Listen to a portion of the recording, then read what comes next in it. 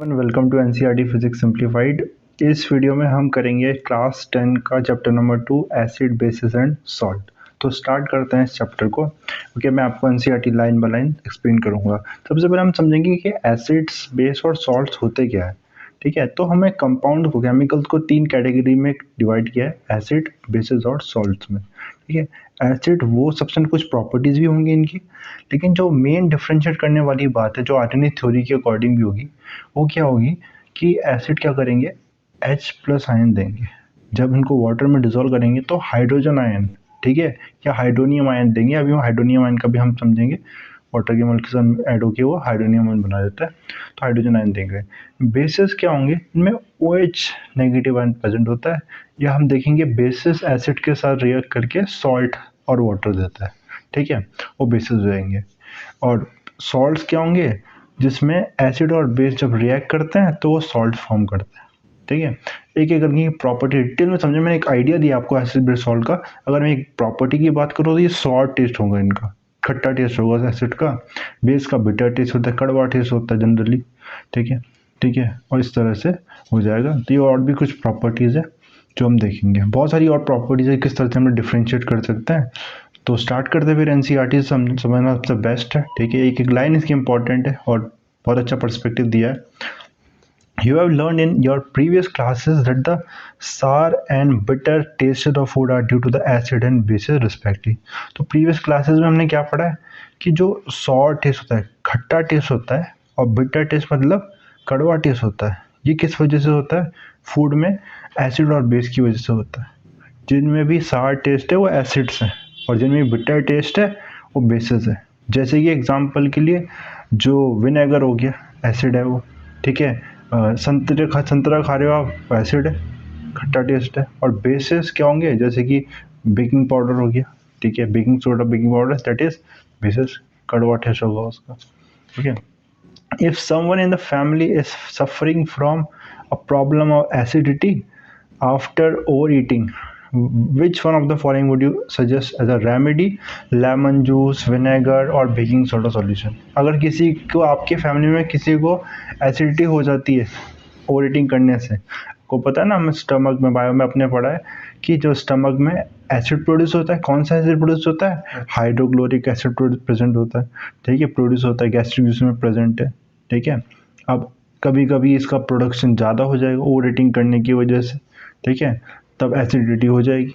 ठीक है, और उसको रेमेडी, उसकी रेमेडी है ना, उसके जो रिलीफ के लिए आप क्या, कौन सा ट्रीटमेंट, होम रेमेडी प्रेफर करोगे? तो लेमन जूस प्रेफर करोगे, विनेगर प्रेफर करोगे, या बेकिंग सोडा सॉल्यूशन प्रेफर करोगे? तो उसका आंसर हो जाएगा कि हम, देखो लेमन जूस तो क्या है, ये खुद एसिडिक है, एसिडिटी हो रही है, हमें एसिडिटी और ऐड करेंगे तो ये तो बिल्कुल ऑपोजिट इफेक्ट करेगा। विनेगर में भी एसिड होता है, बेकिंग सोडा सॉल्यूशन बेस होता है, तो बेस क्या कर देगा, एसिड को न्यूट्रलाइज कर देगा, उसके इफेक्ट को। ठीक है, सॉल्ट प्रोड्यूस कर देगा and it will neutralize the effect of acid, तो रिलीफ मिल जाएगी। ठीक है, इसलिए जो इनो, ठीक है, इनो या मिल्क ऑफ मैग्नीशिया, इसमें भी बेस होता है, वो भी एसिडिटी से हमें रिलीफ देता है। Okay, now you already know that acid are sour in taste and change the color of blue litmus to red।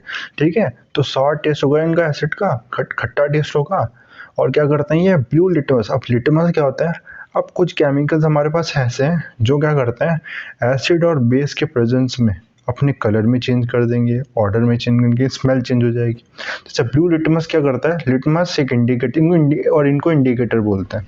ठीक है, तो इंडिकेटर क्या हो जाएंगे, आगे होगा भी ये। ठीक है, इंडिकेटर ऐसे केमिकल्स हैं, इंडिकेटर ऐसे केमिकल्स हैं जो क्या करते हैं, एसिड और बेस के प्रेजेंस में कलर चेंज कर देंगे। ठीक है, तो क्या करता है, याद रखना, ब्लू लिटमस एसिड के प्रेजेंस में क्या हो जाता है, रेड हो जाता है। कैसे याद रखोगे इसको? और रेड लिटमस बेस के प्रेजेंस में क्या हो जाएगा, रेड, बेस के प्रेजेंस में ब्लू हो जाएगा। तो कैसे याद रखो, बी से याद रखो, base blue, base red litmus को ब्लू कर देगा, बेस रेड लिटमस को ब्लू कर देगा, और एसिड ब्लू लिटमस को रेड कर देगा। ठीक है, उससे हम इसको, litmus is a natural indicator, natural indicator है, नेचर से ऑब्टेन होता है, हमें लाइकेन से ऑब्टेन होता है बेसिकली। ठीक है, और turmeric is another such turmeric indicator है। तो अभी क्या होता है जब हमारे शर्ट में कुछ ऐसा जिसमें टर्मरिक हो इस तरह का फिर फूड अगर गिर गया जो टर्मरिक है या फिर हल्दी अगर गिर रखी है तो अगर उसको सोप से वॉश करते हैं तो उसका कलर और जो टर्मरिक का कलर होता है ऑरेंज टाइप से उससे रेडिश ब्राउन कलर का चेंज हो जाता है। तो अगेन ये बेस के प्रेजेंस में क्या हो जाएगा रेडिश ब्राउन कलर शो कर रहा है इंडिकेटर है। Have you notice the stain of curry on a white cloth becomes reddish brown when soap which is basic in nature is scrubbed on it. ठीक है तो रेडिश ब्राउन हो जाएगा मैंने आपको समझाया। It turns yellow again when the cloth is wash with plenty of water फिर से येलो हो जाएगा जब बहुत सारे वाटर से हम उसको वॉश कर देंगे तो ठीक है। तो जब उसका सोप निकल जाएगा तो उसमें से वो फिर से उसकी येलो कलर का हो जाएगा। ठीक है you can also use synthetic indicator such as methyl orange and phenolphthalein. तो इसको हम प्रिपेयर करते हैं लैब में तो मिथाइल ऑरेंज और फिनोपेथालीन ये भी एसिड बेस में कलर चेंज करते हैं। ठीक है मिथाइल ऑरेंज क्या करते हैं मिथाइल ऑरेंज एसिड के प्रेजेंस में हो जाता है ये हो जाता है एसिड के प्रेजेंस में पिंक हो जाता है। ठीक है और जो फिनोलपिथालीन है ये एसिड के प्रेजेंस में क्या हो जाएगा येलो कलर का हो जाएगा। ठीक है जबकि मिथाइल ऑरेंज ऐसा बेस सॉरी ये मैं थोड़ा गलत बोला मिथाइल ऑरेंज एसिड के प्रेजेंस में हो जाएगा पिंक। ठीक है और बेस के प्रेजेंस में हो जाएगा येलो जबकि फिनोलपिथालीन एसिड के प्रेजेंस में कलरलेस रहेगा लेकिन बेस के प्रेजेंस में ये अगेन पिंक कलर शो करेगा। ठीक है तो इसको आगे टेबल में दिया भी है उसको देखेंगे। which will study the acid we will study the reaction of acid and bases how acid and bases cancel out each other effect and many more interesting things। तो बहुत सारी चीज़ें इस चैप्टर में हमें पढ़नी है लाइक लिटमस सॉल्यूशन के बारे में दे रखा है। लिटमस सॉल्यूशन क्या है पर्पल डाई होता है ओरिजिनल कलर इसका पर्पल है। ठीक है लाइकेन से एक्सट्रैक्ट करता है। ठीक है थैलोफाइटा डिवीजन का प्लांट है। ठीक है और इंडिकेटर है। ठीक है तो and the litmus solution neither acidic not basic colour purple ना जब उसमें ना एसिडिक है ना बेसिक है तो ओरिजिनल कलर उसका पर्पल है। ठीक है there are many other material like red cabbage leaves turmeric coloured petals of some flowers such as hydrangea petunia geranium which indicate the presence of acid और base in a solution this are called acid base indicator. मैंने आपको ये बता दिया था अभी। Okay इसके बाद आगे बढ़ते हैं यहाँ देखेंगे अब। ठीक है तो कुछ यहाँ एक्सपेरिमेंट दिए कि हमने बहुत सारे केमिकल्स लिए उनको अलग अलग सॉल्यूशन में टेस्ट किया तो कौन कौन से कलर वो देंगे इसके बारे में। तो यहाँ देखते हैं this indicators tell us whether a substance is acidic और बेसिक बाय चेंजिंग कलर। तो इंडिकेटर क्या होते हैं ऐसा सब्सटेंस जो एसिड और बेसिक में कलर चेंज कर देंगे अपना और बता देंगे इंडिकेट करेंगे एसिड है क्या बेसिक है। और कुछ ऐसे भी होंगे जो एसिड और बेसिक मीडियम में अपना ऑर्डर मतलब कि स्मेल चेंज कर देते हैं जैसे कि उनको ऑल फैक्ट्री इंडिकेटर बोलते हैं। तो ऑल फैक्ट्री इंडिकेटर क्या हुआ ऐसे इंडिकेटर ऐसे केमिकल्स जो क्या करेंगे एसिड और बेसिस के प्रेजेंस में अपने कलर अपनी स्मेल में चेंज आ जाएगा उनकी। ठीक है तो इनको ऑल फैक्ट्री इंडिकेटर बोलते हैं। एग्जाम्पल क्या है इसका जैसे कि वनीला हो गया अनियन हो गया क्लव हो गया लौंग जो है। ठीक है ये क्या है ये सारे ही एग्जाम्पल है ऑल फैक्ट्री इंडिकेटर के। ठीक है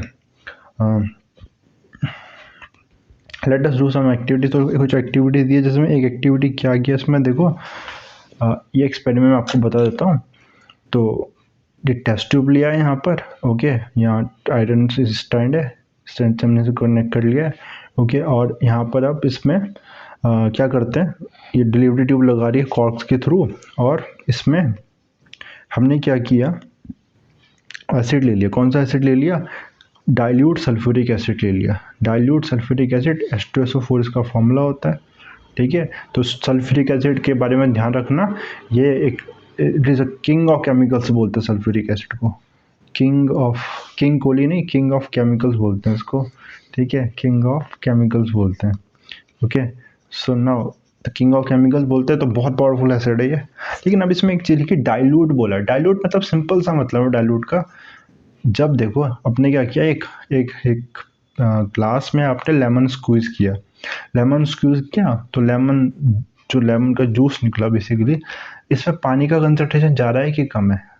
तो आंसर है इसमें बहुत कम कंसंट्रेट पानी है ज़्यादातर लेमन जूस है उसमें। ठीक है तो इसलिए ये से बोलेंगे कंसंट्रेटेड बोलेंगे अभी। और जैसे इसमें पानी ऐड करता जाऊँगा मैं, ये डाइल्यूट होता जाएगा। तो डाइल्यूट बोलने का मतलब है मिनिमम मैक्सिमम वाटर, जबकि कंसनट्रेट बोलने का मतलब है मिनिमम वाटर, कम से कम पानी होगा तो कंसनट्रेटेड है, जितना ज़्यादा पानी डालोगे वो डाइल्यूट होता जाएगा। तो डाइल्यूट लिया हमने, ओके। और इसमें क्या कर दिया, इसमें जिंक मेटल डाल दिया, जिंक के ग्रैन्यूल्स आते हैं वो उसमें ड्रॉप कर दिए, ठीक है। और जब हमने ऐसा किया और इसको डिलीवरी ट्यूब के थ्रू हमने यहाँ पर ये वाटर के थ्रू सॉफ्ट सॉल्यूशन है यहाँ पर, ठीक है। और जब जैसे हम इसमें ड्रॉप करेंगे HCl और जब इसका रिएक्शन होगा तो हम देखते हैं यहाँ पर एक गैस रिलीज होगी, इसके बबल्स निकलने लगेंगे, ठीक है। और बबल्स का खास बात क्या है, कैंडल लेके आओगे, अगर यहाँ पर कैंडल लेके आओगे तो ये पॉपिंग साउंड के साथ बर्न होगा, ये पॉप पॉप का साउंड आएगा इसमें, ठीक है। तो ये बताएगा ये कौन सी गैस है। तो हर एक देखो जो गैसेस होती है ना, इनकी एक खासियत, तो एक आइडेंटिफिकेशन के लिए इनका कुछ कैरेक्टरिस्टिक शो करती है। जैसे हाइड्रोजन गैस होती है, हाइड्रोजन गैस क्या करती है, पॉपिंग साउंड के साथ बर्न होती है, तो यानी कि हाइड्रोजन गैस रिलीज हुई। इससे हमें पता चला कि जिंक क्या था, एक मेटल था। एक मेटल जब एसिड के साथ रिएक्ट करता है तो क्या करता है, एक गैस रिलीज करता है, हाइड्रोजन गैस। मेटल जब एसिड के साथ रिएक्ट करेगा तो हाइड्रोजन गैस रिलीज करेगा, साथ में क्या बन जाएगा, सॉल्ट बन जाएगा। देखो डिस्प्लेसमेंट रिएक्शन हुई है इसमें। जिंक क्या है, हाईली रिएक्टिव मेटल है, और हाइड्रोजन को रिएक्टिविटी आपको पता है ना, रिएक्टिव से अगले चैप्टर में पढ़ेंगे। उसको याद करने का एक्रोनिम है केदारनाथ का माली आलू जरा फीके पकाता है, ठीक है। और इसके नीचे भी एक्रोनिम है, मुझे एग्जैक्टली याद नहीं, लेकिन H के नीचे क्या जाएगा, यहाँ जाएगा HCU HG, फिर आ जाएगा AG एंड देन AU, ठीक है। ये ओके, इसको कंफर्म कर लेना, AG ऊपर है कि AU ऊपर है, अभी मैं श्योर नहीं हो रहा हूँ, ठीक है। तो आई थिंक ये AG होना चाहिए, बट चेक कर लेना, ये चेक कर लेते हैं इसको भी, ठीक है। इसको चेक कर लेते हैं। अगले दिया है यहाँ पर एक्टिविटी स्थिति मेटल नॉन मेटल में, जस्ट अ सेकेंड। तो यहाँ दिया ये, तो AG ऊपर आएगा, AU आएगा, बिल्कुल ठीक है, ठीक है। फिर प्लेटिनम भी इसके नीचे आ सकता है। तो अब देखो जिंक ना हाइड्रोजन से काफ़ी ऊपर रिएक्टिव स्थिति में, तो जिंक क्या कर देगा, लेस रिएक्टिव एलिमेंट को डिस्प्लेस करेगा। डिस्प्लेसमेंट रिएक्शन हमने पहले चैप्टर में पढ़ी है, तो जिंक सल्फेट का सॉल्ट बन जाएगा ZnSO4, ठीक है। जिंक की वैलेंसी +2 है यहाँ, ओके। तो नाउ इस तरह से तो एसिड और मेटल क्या बनाएंगे, salt and water, salt and hydrogen gas, ठीक है। फॉर एग्जाम में क्वेश्चन आता है metal when drop in acid gives evolves a gas, identify the gas. तो कौन सी गैस होगी, हाइड्रोजन गैस होगी, ठीक है। आगे बढ़ते हैं, तो यही चीज़ को यहाँ पर बताया गया है, ठीक है, okay. Now note that the metal in the above reaction displaces hydrogen atom from the acid as hydrogen gas and forms a compound called the salt। ये मैंने आपको अभी बताया। तो acid plus metal salt plus hydrogen gas release करता है, ठीक है। फिर से एक एक्सपेरिमेंट किया है कि क्या किया हमने, जिंक मेटल लिया फिर से, और एक केमिकल है सोडियम हाइड्रोक्साइड। सोडियम हाइड्रोक्साइड क्या है, ध्यान रखना, this is a base, and base में भी क्या एल्कली। अब एल्कली और बेस क्या है, अलग अलग चीज़ है। तो आंसर है एसिड बेसिस जो पानी में डिजोल्व हो जाएंगे उनको एल्कली बोल देंगे। तो NaOH या सोडियम हाइड्रोक्साइड एक बेस है, इसका नाम एक और होता है कॉस्टिक सोडा भी बोलते हैं इसको, कॉस्टिक सोडा भी बोल देते हैं इसको, कॉस्टिक सोडा। और ये बेस है और एल्कली है। क्या सारे बेसिस एल्कली होते हैं, तो आंसर है नहीं, ऐसा नहीं है। सर्टेन सारे बेसिस सॉल्यूबल नहीं है पानी में, तो सारे बेसिस अल्कली नहीं है, ठीक है। लेकिन क्या सारे अल्कली बेसिस है, तो आंसर है हाँ, सारे अल्कली बेसिस है। हमने क्या किया, NaOH को जिंक से रिएक्ट किया, मतलब बेस की रिएक्शन कर रहे हैं हम जिंक के मेटल के साथ। तो अगेन हम देखते हैं ऑब्जर्वेशन क्या था, हाइड्रोजन गैस फिर से रिलीज होगी इस बार, लेकिन जो सॉल्ट बनेगा वो डिफरेंट होगा। इसका नाम जो सॉल्ट बनेगा Na2ZnO2, इसका बोलते हैं सोडियम जिंकेट। तो सॉल्ट प्लस हाइड्रोजन तो है, लेकिन सॉल्ट थोड़ा डिफरेंट है, इनको ध्यान रखना पड़ेगा, ठीक है। सोडियम जिंकेट बनेगा यहाँ पर, ठीक है। इस फॉर्मूले को आपको याद रखना पड़ेगा, ओके। नाउ इसके बाद अब तब क्या होगा, जब मेटल कार्बोनेट्स और मेटल हाइड्रोजन कार्बोनेट रिएक्ट करेंगे एसिड के साथ, ठीक है। मेटल कार्बोनेट जैसे कि देखो एग्जांपल के लिए sodium carbonate, metal, sodium metal है ना, सोडियम कार्बोनेट, Na की वैलेंसी +1, कार्बोनेट की -2, ये याद रखनी पड़ेगी हमको, पॉलीएटॉमिक आयन की वैलेंसी ये Na3 तो जब रिएक्ट करेंगे ये तो क्या बनेगा, Na, इसकी वैलेंसी यहाँ आ जाएगी Na2CO3, ठीक है। Na का एक एटम एक इलेक्ट्रॉन डोनेट कर सकता है, और कार्बोनेट का एक एटम जो एक मॉलिक्यूल है ये 2 इलेक्ट्रॉन लूज कर सकता है। तो Na के दो एटम आएंगे, इसलिए 2 आया है, Na2CO3। सोडियम कार्बोनेट, तो मेटल कार्बोनेट जब एसिड के साथ रिएक्ट करेगा तो ध्यान रखना क्या होगा, ठीक है। यहाँ किया भी इस चीज़ को, यहाँ पर टेस्ट ट्यूब में क्या ले लिया है, सोडियम कार्बोनेट ले लिया है, और इसमें हम क्या करते हैं, इसमें हम हाइड्रोक्लोरिक एसिड इसमें ड्रॉप ऐड करेंगे, तो हम देखते हैं इसमें एक गैस रिलीज होगी। ध्यान रखना क्या होगा, इसमें कार्बन डाइऑक्साइड गैस रिलीज होती है, वाटर बनेगा और सॉल्ट बनेगा। तो कैसे याद रखना है, जब भी मेटल कार्बोनेट एसिड के साथ रिएक्ट करेगा तो कार्बन डाइऑक्साइड गैस रिलीज होगी, साइड प्रोडक्ट याद रखना, वाटर रिलीज होगा, ठीक है, एंड वाटर फॉर्म होगा और सॉल्ट बन जाएगा NaCl, okay, sodium chloride salt form हो जाएगा। अब ये CO2 गैस को हमने टेस्ट ट्यूब में डाल दिया, डिलीवरी ट्यूब की टेस्ट ट्यूब में डाला, जिसमें क्या था, जिसमें कैल्शियम हाइड्रोक्साइड सॉल्यूशन था। कैल्शियम हाइड्रोक्साइड सॉल्यूशन का नाम क्या है, इसका नाम, केमिकल नेम क्या है, एक नाम है इसका स्लेक लाइम। कैल्शियम हाइड्रोक्साइड तो है, स्लेक लाइम भी बोलते हैं, कॉमन नेम इसका क्या हो जाएगा, स्लेक लाइम हो जाएगा, ठीक है। तो स्लेक लाइम या कैल्शियम हाइड्रोक्साइड में जब हमने CO2 को पास किया तो CO2 का टेस्ट ही है CaOH whole twice, calcium hydroxide जो स्लाइम वाटर है CO2 के साथ ऐड होने पे क्या बन जाता है, कैल्शियम कार्बोनेट बन जाता है, वाइट PPT बन जाएगा। वाइट PPT क्या होता है, प्रेसिपिटेट इनसॉल्युबल सब्सटेंस इसमें से सेपरेट आउट हो जाएगा, इनसॉल्युबल सब्सटेंस अलग हो जाएगा, यहाँ सेपरेट आउट हो जाएगा, ओके, और वाटर फॉर्म हो जाएगा, ठीक है। तो वाइट PPT बना, कंफर्म हो गया कि CO2 है।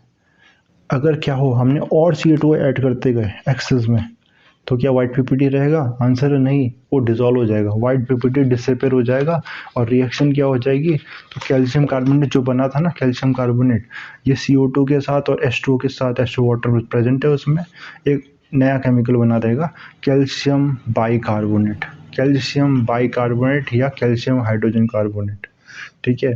तो कैल्शियम हाइड्रोजन कार्बोनेट बना देगा, और कैल्शियम हाइड्रोजन कार्बोनेट पानी में सॉल्युबल होगा, ठीक है। तो ये चीज़ हो जाएगी। कार्बोनेट बाइकार्बोनेट याद रखना, बाइकार्बोनेट सोडियम और पोटेशियम को छोड़ के सारे सॉल्युबल होते हैं वाटर में, ठीक है, ओके। तो PPT बना देगा। तो इसके बाद limestone, chalk and marble are different forms of calcium carbonate. तो लाइमस्टोन, ठीक है, चॉक को पता है, चॉक, मार्बल, ये तीनों ही कैल्शियम, चूना बोल देते हैं हम जनरल लैंग्वेज में, ठीक है। तो उसका ही फॉर्म है, चूने की डिफरेंट फॉर्म है ये, ठीक है, ये तीनों, okay. All metal carbonates and hydrogen carbonate, जैसे अगर मेटल कार्बोनेट का रिएक्शन किया, अगर मैं बोलूँ आपसे मेटल बाइकार्बोनेट बोल देंगे इसको, हाइड्रोजन कार्बोनेट या मेटल बाइकार्बोनेट, इसमें रिएक्शन क्या होगा, एज इट इज रिएक्शन होगा, कोई फर्क नहीं, CO2 H2O और सॉल्ट बन जाएगा एज इट इज, ठीक है। तो ये याद रखना है, CO2 गैस का आइडेंटिफाई बहुत ज़्यादा इंपॉर्टेंट है, ओके।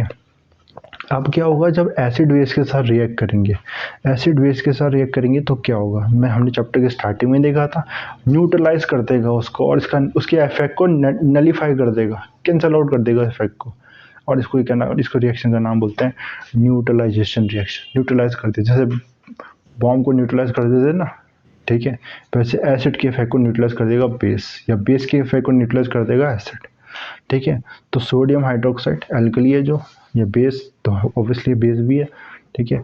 HCl के साथ रिएक्ट करके क्या बनाएगा, सॉल्ट एंड वाटर बनाएगा। NaCl कॉमन सॉल्ट और वाटर बना रहा है। Acid react with base gives salt and water, base plus acid salt and water, बहुत ज़्यादा इंपॉर्टेंट रिएक्शन है, ठीक है। इसके बाद आगे बढ़ जाएंगे हम और अब बात करेंगे जब मेटलिक ऑक्साइड एसिड के साथ रिएक्ट करेंगे तो क्या बनाएंगे। मेटलिक ऑक्साइड, ध्यान रखना मेटलिक ऑक्साइड, मेटल के ऑक्साइड का नेचर कैसा होता है जनरली, मेटल के ऑक्साइड का नेचर होता है बेसिक नेचर शो करते हैं मेटलिक ऑक्साइड, ठीक है। और non metallic oxide acidic nature, non metallic oxide acidic nature, metallic oxide basic nature. Non metallic oxide कैसा नेचर शो करेंगे, basic nature acidic nature show करेंगे, जैसे कि CO2 कार्बन डाइऑक्साइड कुछ कुछ हद तक एसिडिक नेचर शो करेगा। जबकि अगर मैं बात करूं Na2O sodium oxide basic nature, metallic oxide basic nature, याद रखना पड़ेगा। तो मेटलिक ऑक्साइड जब एसिड के साथ रिएक्ट करेंगे तो सॉल्ट और वाटर देंगे, metallic oxide plus acid salt and water, okay. या कॉपर ऑक्साइड को बोला बीकर में लो और उसमें HCl ऐड कर दो, copper oxide metal oxide basic nature, base plus acid salt and water, base plus acid salt and water, तो metallic oxide plus acid salt and water, ठीक है। और इसमें कॉपर ऑक्साइड का जो कलर है ना ब्लैक कलर का होता है कॉपर ऑक्साइड, ठीक है। Unit colour of the solution become blue green, और इसमें क्या हो जाएगा, जब इसको HCl में ऐड करेंगे तो जो उसका कलर है वो क्या हो जाएगा, वो ब्लू ग्रीन कलर का हो जाएगा, कॉपर ऑक्साइड डिजोल्व हो जाएगा, ओके। और इसमें the blue green colour of the solution is due to formation of copper chloride, ध्यान रखना पूछ सकता है एग्जाम में। तो ब्लू ग्रीन कलर क्यों बना, तो देखो कॉपर ऑक्साइड, यहाँ रिएक्शन है क्या, देखते एक बार रिएक्शन है नहीं, मैं लिखता हूँ आ सकती है। जो NCERT की जितनी भी एक एक लाइन है ना बहुत ज़्यादा इंपॉर्टेंट है, क्वेश्चन कैसे भी बन के आ सकता है, प्रीवियस ईयर पेपर आप चेक कर सकते हो। तो कॉपर ऑक्साइड प्लस एसिड कौन सा लिया है आपने, HCl लिया है, ठीक है।